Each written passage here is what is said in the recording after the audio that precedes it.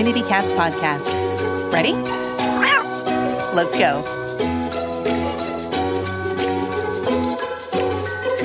Welcome to the Community Cats Podcast. I am your host, Stacy LeBaron. I have been involved helping homeless cats for over 20 years with the Merrimack River Feline Rescue Society. The goal of this podcast is to expose you to amazing people who are improving the lives of cats. I hope these interviews will help you learn how you can turn your passion for cats into action. Today, we are speaking with Mike Cahill. Mike has worked for the Massachusetts Department of Agricultural Resources Division of Animal Health for 22 years, and he has been the director of the division for the last 9 years. Mike, I'd like to welcome you to the show. Thanks, Stacy. I'm happy to be here. So I just was wondering if you could tell us how you got started in the business. Well, I graduated from UMass Boston with a degree in biology, and while I was still in school, I think I'd always fantasized about going to Africa and studying lions. I've always been a big fan of big cats. In all fairness, maybe this is the place to admit it. I'm more of a cat person than a dog person. You can go right ahead and admit that. As I got towards the end of my school, I wound up spending a lot of time in lab settings. And after graduation, my first job, I actually worked for the Department of Public Health. I drove around on the South Shore, South Coast, and Cape Cod trapping mosquitoes and bringing them back to the lab and testing them for Eastern equine encephalitis. Of course, that, because mosquitoes are only around during the summer, that job dried up towards the end of the fall. And it just so happened that across the hall from the mosquito lab was the rabies lab. And that was back in 1993 when rabies had first moved into the state. And the guys at the rabies lab always had the best stories, man. There was some crazy stuff going on with animals. So I got to know them pretty well. And as the mosquito season dried up, they were getting busier and busier. So they were looking to hire. And at the same time, there was a job posted at the Department of Agriculture for a rabies program coordinator. So I actually applied and got both jobs. But rather than being stuck over at the lab, I chose the job with the Department of Agriculture, which is more of a sort of a liaison. I coordinated with veterinarians and town officials and owners as well, just to get everyone up to speed on the rabies laws and the protocols we have for quarantines for animals that are possibly exposed. And I did that for a number of years. As I was here, I was asked by my bosses to help out in this parvo outbreak situation or this distemper outbreak situation, and other diseases started to creep into my repertoire. And at one point when my boss had decided he was ready to move on, he had made the suggestion to the commissioner that I might make a good director for the division, and they offered me that, and that's where I've been ever since. Wow, so you've sort of been in the same department for the 22 years, and so you started in 94, and I sort of walked down memory lane a bit here too. So I started with MRFRS in the Merrimack River Feline Rescue Society in 1994 also. And it was in the late 90s, I think, that we were able to get to know one another in the rabies role. So I think let's talk a little bit about your time working as the director of that division. In Massachusetts, we have a wound of unknown origin rule for cats that they have to stay quarantined for 6 months. Is that correct? But now it has changed, so you can talk about that too.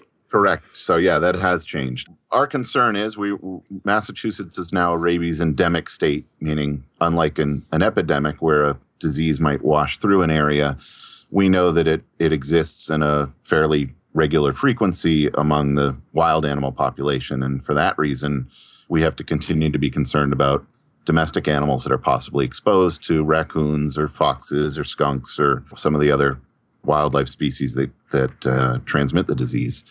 So in addition to those situations where we're aware that a raccoon or a skunk has fought with, say, a dog or a cat, we're equally concerned with certainly free-roaming cats that may just come home with bite wounds on them. We don't know what they fought with. Our concern is that may have been an encounter with a rabid animal. So those are treated as possible exposures. The good news is for a stray cat or a feral cat who previously had been, had no known vaccination history, if they had an exposure like that, they would have to have been quarantined for 6 months. We've recently updated the rabies regulations based on changes to the national recommendations from the National Association of State Public Health Veterinarians.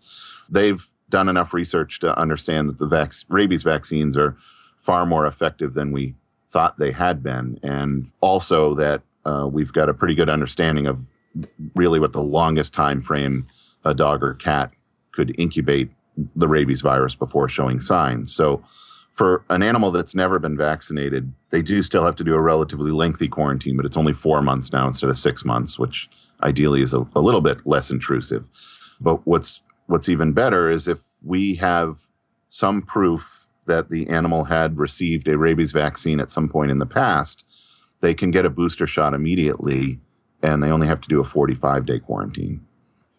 And up until recently, even if an animal had been vaccinated multiple times in the past, if they were not considered currently vaccinated at the time of the exposure, they'd still get stuck doing that 6-month quarantine.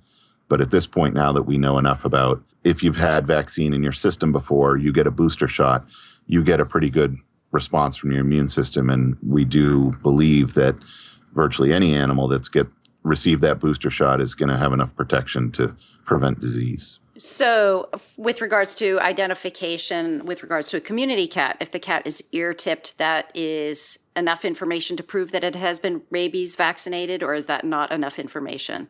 Well, that's a little tricky. The ear tip, obviously, we know it's been spayed or neutered, but technically for what we would consider proof of prior vaccination, it really should be a vaccination certificate. So ideally, in some of these community cat situations, we would be still suggesting to try and do microchips because you can save enough information in there that we could trace back to the veterinarian who had administered the vaccine and acquire proof that it was done. You don't necessarily have that same traceability with an ear tip. So we would think it would be beneficial to continue to, so we're still promoting that they use microchips for that type of information. And if someone is letting their own cat out, it is highly recommended for any cat to be microchipped to be helpful for this kind of situation or for other situations. You actually, in our pre-show conversation, had mentioned a scenario about community cats in North Adams where there was a cat that had multiple owners. Well, yeah, we had been alerted to a situation based on the rabies positive cat that was found in a neighborhood. And when we communicated with the animal control officer, we were told that she had some significant concern because this was a neighborhood where there were numerous free-roaming cats. And when she, at first it was an estimate from anywhere to 50 to 100 cats that were sort of just roaming around this neighborhood. I think when we got out there and really, took inventory, it was probably more like about 40 cats. But what was funny in the process of doing the inventory, we needed to communicate with people that lived in the neighborhood. And in some cases, we would show somebody a picture of this cat. Is this your cat? Yes. And in fact, we would have, in some cases, cats that were claimed to be owned by several different people. And in one case, we had one cat that had 4 alleged owners, or at least 4 people that were offering him food. He was probably one of the better fed cats in the neighborhood. In cases like that, obviously, microchipping is a great way to identify those animals and for the owner to ensure that they've got a claim in the ownership of, unfortunately, in Massachusetts, what's still deemed to be property. I was just wondering, what were your greatest challenges in dealing with community cats over the last, 10 to 20 years? Well, I think probably when we met may have been one of the most challenging situations, not having anything to do with the fact that it was meeting you, of course. But we had almost a very similar situation to the one I just described in North Adams. There was actually a managed feral cat colony that I'm trying to remember the exact scenario. That there was either a raccoon that was feeding with them or had just been found sort of in the middle of their territory. Which was subsequently tested and came back positive for rabies. So we had a significant concern about a number of the animals in the managed colony having been possibly exposed, for which, given their vaccination status and the rules at the time, would have required a 6-month quarantine. And I know in a lot of cases that we had dealt with, even before that and subsequent to then, even the managers of the colony said, well, there's no way we can handle this. And a number of cats wound up being euthanized because they couldn't be quarantined anywhere. And when it was sort of a pleasure to have worked with you, who had the resources and the passion to actually set up I think it was at somebody's house, was it not? Yep. built something in the basement, sort of a large cage system that the animals could be kept in for that quarantine, and therefore they did not have to be put down. I was appreciative of that, just because when we have to advise somebody that their options are quarantine or euthanasia, and we know they don't really have the means to do a quarantine, that's really the worst part of the job. So it was a blessing to have been able to work with someone that was going to expend the resources necessary to avoid that. And it was a big challenge. I mean, for our organization, that whole year was really focused around this group of about 30 cats. Many of them were kittens. And so by the time they hit their 6-month point, we had really lobbied aggressively. And when they, hit their release date, there were people lining up to adopt those cats. So it was, it was great that by the end of their time, it wasn't like they stayed at the shelter or they stayed in the foster situation. They were able to move on to families very quickly, and they were easy to socialize cats. They were all definitely newly abandoned cats. So they weren't many, hardcore feral cats, I would say, in that group of cats that we had. So those were sort of the upshot, scenario for us. But it was a huge amount of resources, and not many groups can say that they can do that. But at that point in time, if you had asked me 2 weeks before the situation happened, if we would have been able to do that, I would have said no, too. So you just sort of take what's given to you and try and figure out a way to make it work. And we did go back and forth and try to negotiate, a situation that would work well, ensuring that everybody who was around the cats had their pre-exposure to rabies vaccinations. And we had pretty strict protocol about who had those vaccines, and really encouraging all of our volunteers to get those vaccines.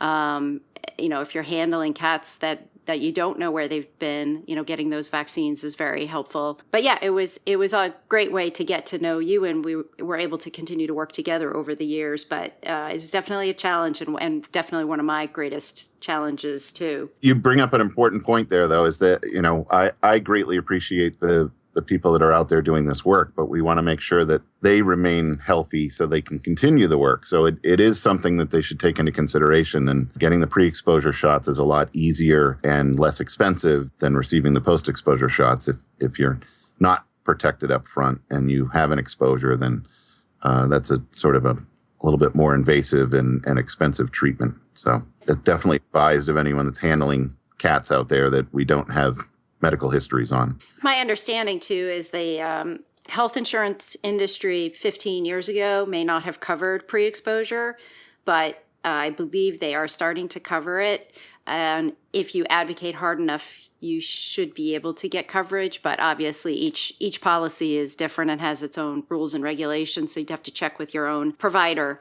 But, if you say that you are actively volunteering at an organization, or obviously if you're working for an organization, you should really strongly advocate for that protection. Right. And I think anyone doing trapping, because you may catch something that isn't a cat, that can become very important, because you are leaving yourself a little bit vulnerable in those situations. The CDC has specific recommendations that sometimes if you pass that along to your physician, you can have a better time with it.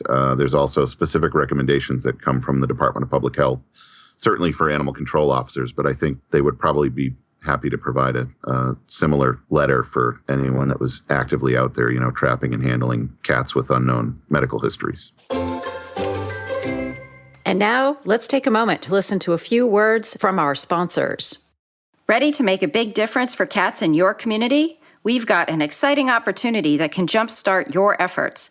The Community Cats Podcast has launched Community Cats Grants. When you qualify for this innovative program, you'll gain valuable knowledge about how to raise funds for your spay-neuter efforts.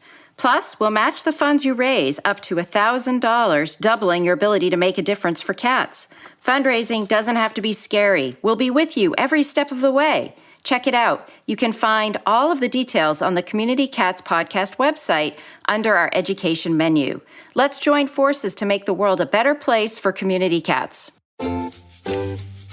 So, Mike, I'm going to sort of turn to a bit of a big picture question for you. Being in Massachusetts over the last 20 plus years, and what you've seen going on with regards to helping community cats over the last 20 years, and then looking forward, how do you see things changing for free-roaming cats in Massachusetts? Just to sort of preface that, the thing I'm not seeing changing is the laws within the Commonwealth. And you're probably as aware of it as anyone that there's very little mention of cats in the state laws. There's a lot of statutes related to the keeping of dogs and the licensing of dogs and things like that. But cats really only fall in a couple of small places, one of which being rabies vaccinations, and the other is, emergency care provided by veterinarians if a cat is found, say, hit by a car in the middle of the road. Other than that, there's very little that's required. And I think one of the things we've been encouraging is that municipalities sort of, if not encourage or require, at least allow their animal control officers to start dealing with some situations involving cats. And some communities have really gone above and beyond and done a great job. And you've got, the animal control officer and actively picking up strays and having an adoption program and everything. But some other communities, literally, I've been told I can't handle cats. So I think that's something that we've constantly tried to work on, and it's something we'll need to continue working on. One tool that recently came into our toolbox, which has been incredibly helpful in that area, is what we refer to as the Mass Animal Fund. It began in 2012, referred to as the Homeless Animal Prevention and Care Fund. And what it is a trust account established under the department that is able to receive donations. Primarily, we get them through a tax checkoff on the Massachusetts state income tax form. But we also were able to set up on our webpage sort of a donate now button, and we can accept, credit card donations and that kind of stuff. So we're trying to continue to expand our funding sources for that program. Right now, we get about, on average, I would say $250,000 a year. And that money is used for basically two major things. One, we are to establish a training program for Massachusetts animal control officers. And the other main part of it is to establish a spay, neuter, and vaccination program for unowned cats. So those would be ones that were basically in the control of animal control officers. Also, dogs and cats that are owned by low-income residents.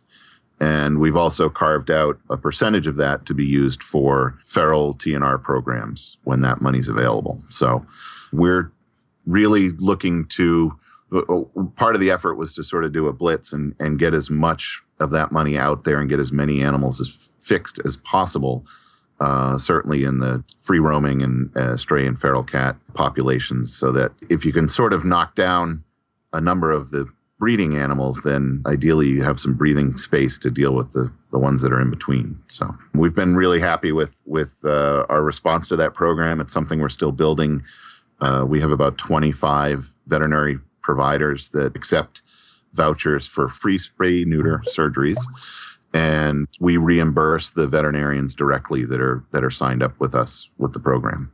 Yeah, it's a phenomenal program. I was so happy when it came about. It was just, as you said, it's another piece to the toolkit, but yet it involves direct involvement by animal control, and it's really forcing animal control to become aware of cats and community cats, teaching them about TNR, and hoping that maybe some of them may attend our Sunday spay neuter clinics and that kind of thing, just to bring them more into the awareness of some of the projects that we've been working on over all these years. Yeah, I won't be shy about having been very calculated that we insist that the animal control officer be not just a part of the process, but in the middle of the process. We want to make sure that they're learning from the people that are in the community doing the volunteering, do the trapping, because they're already out there. And if they're not working together, or they don't know each other, or in some cases I know there's an adversarial role between them, we need to bring those people together. I mean, certainly when you talk about stepping back and looking at the bigger picture, everyone needs to recognize that we should all be working towards the same goal, which is making animals' lives better. And those guys are as much a part of it as the trappers and any other volunteer. Obviously, they come from a different place, but when we can find issues where they can work together, And in some cases, finally, some of the volunteer groups are getting, an actual financial benefit from the animal control officer. I mean, we need to generate that goodwill where we can. And I think it's an important step in broadening even their ability to handle certain situations, is to be able to network with the other group of volunteers that are operating in their community already. I want to touch upon, you talked about the volunteers and the small grassroots organizations working in the communities. How do you communicate with those groups? Well, I mean, I don't know that we communicate directly with them at all. And that was part of what we were planning to do with this spay-neuter voucher program, was to get them communicating at least with the local officials. There's also, so beyond that, there's certainly, since launching the spay-neuter program, I think the folks that are working on that program, Lauren Gilfeather and Sherry Gustafson, have been more involved in some of the regional community cat groups. And beyond that, I frequently hanging around on Mass Cats, so I do communicate with some of them through that.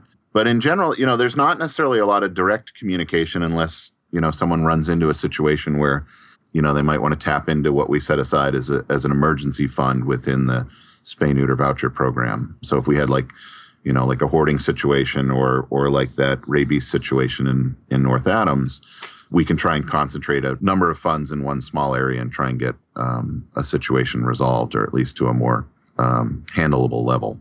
Mike, I can't believe it, but we're coming close on time here. I was just wondering, how can people find you or find out more about the Mass Animal Fund? You could start by going to our website, which is www.mass.gov, G-O-V, and then /AGR, as in agriculture. Under the Division of Animal Health, you'll see all my contact information. And certainly if people are interested to learn more about the Mass Animal Fund or have an interest in donating to the Mass Animal Fund, you can just go to massanimalfund.com. And is there anything else you'd like to share with our listeners today?